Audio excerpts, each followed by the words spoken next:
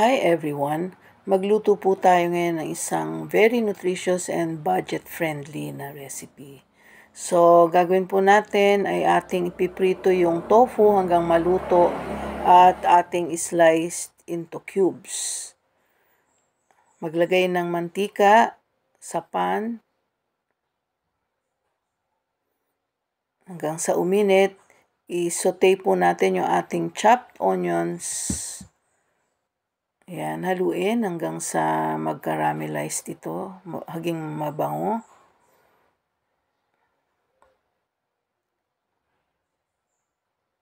Idagdag natin yung ating chopped garlic. Haluin hanggang sa bumango.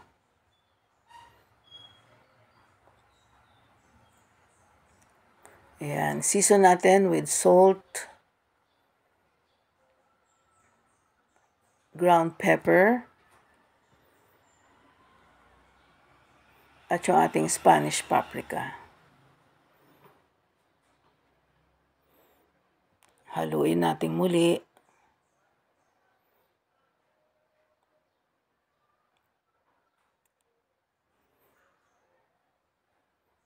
Ayan, ilagay naman natin yung ating spinach. Lahat po yan ilalagay natin.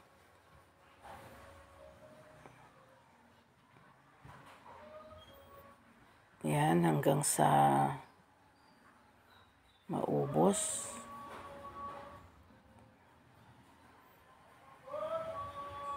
Ayan, haluin mabuti para ma-coat siya ng ating oil and garlic and onions. Ayan, ilagay na lahat yung natitira.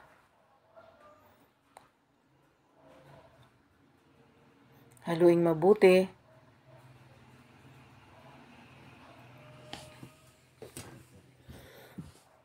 Ayan.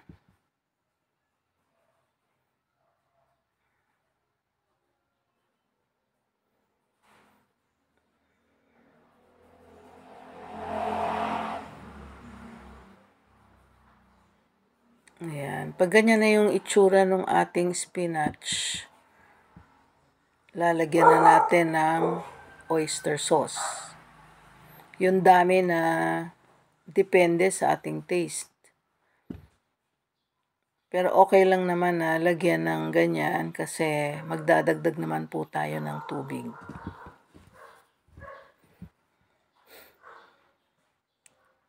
Ayan, nakita natin nasa simmering stage na siya. So, haluin muli.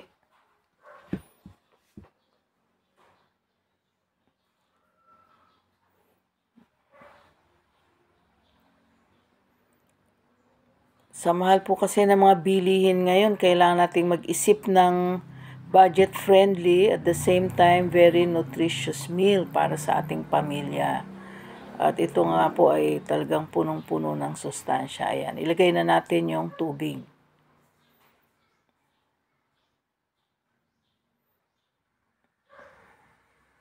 Ayan, haluin natin muli at hayaan natin na mag-simmer.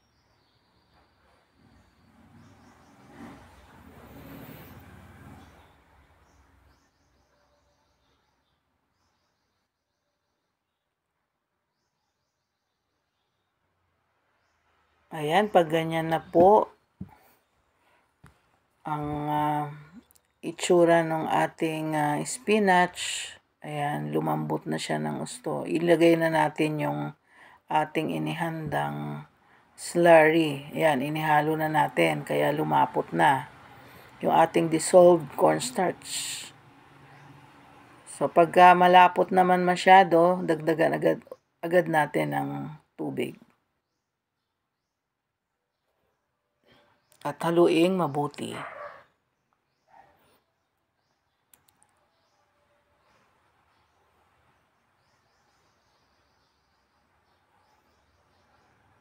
Dagdagan ng oyster sauce para mas malasa. Tapos oregano. Ayan.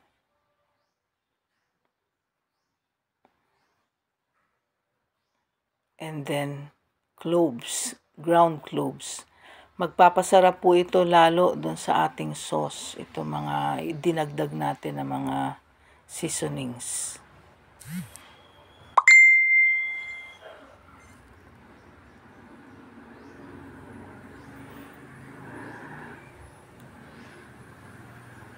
Tikman natin kung okay na yung lasa, kung kailangan nating mag-adjust. Ayan. Kung okay na, lagyan na natin ng sesame oil.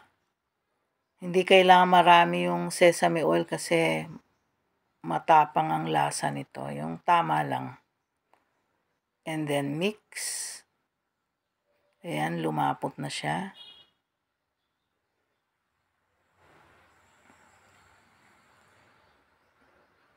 Ilalagay na natin ngayon yung ating tofu. Ayan.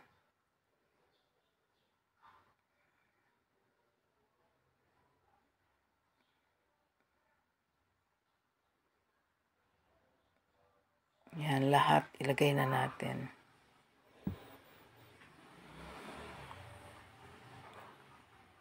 And then, haluin natin mabuti para ma-coat yung spinach sauce doon sa ating tofu at ma-infused yung flavor.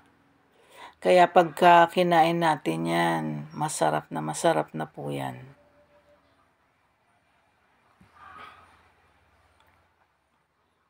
Ayan. So hanggang sa muli, hanggang sa susunod na video. Thanks for watching.